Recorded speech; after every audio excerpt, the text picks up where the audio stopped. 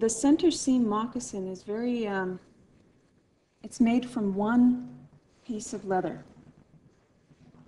And the reason why it's called center seam is because there is a seam going up the middle of the toe. Now, oftentimes you'll see a gathered, a puckering effect here. And what that is a result of, they'll sew the center seam and then they'll pull it really tight to make that puckered effect. But that's also to make it fit properly.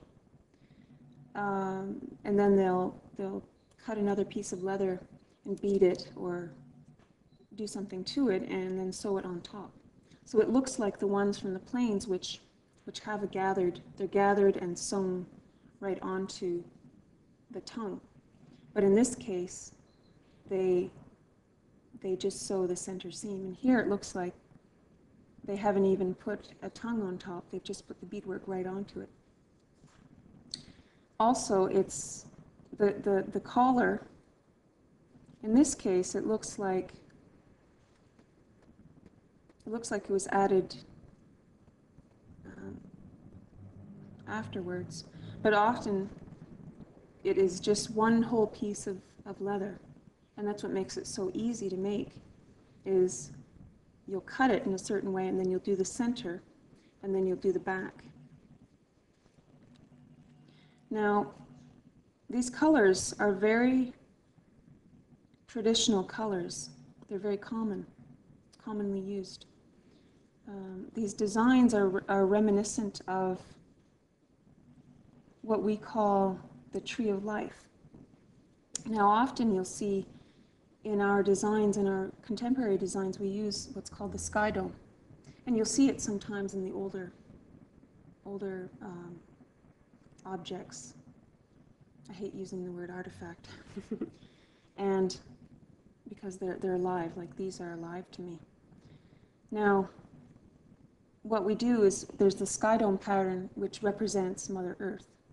And then on top you have this same design on the very top of the SkyDome. And that is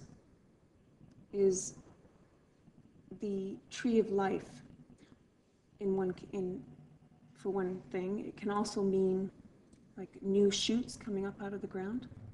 But this tree of life is very important because the Iroquois Haudenosaunee Confederacy its governing constitution is what's called the Kahente, or the Great Law of Peace. And essentially it is a body of wampums or laws that help us to live in peace. And they govern our spiritual, our political, and our social life. Now, in the story of the founding of the Confederacy, we have the tree of great peace. And essentially what happened is all the original 5 nations decided to throw our weapons. We were fighting, and we decided to throw our weapons under this tree of peace and take up the Kahente, the Great Law, and live in harmony and in peace with one another.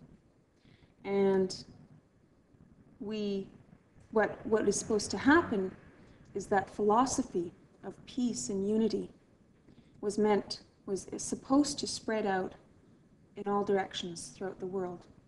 And what other nations could do, or people, individuals, what they could do is follow those roots back to take shelter under the leaves of the great tree of peace. And that's what that may symbolize.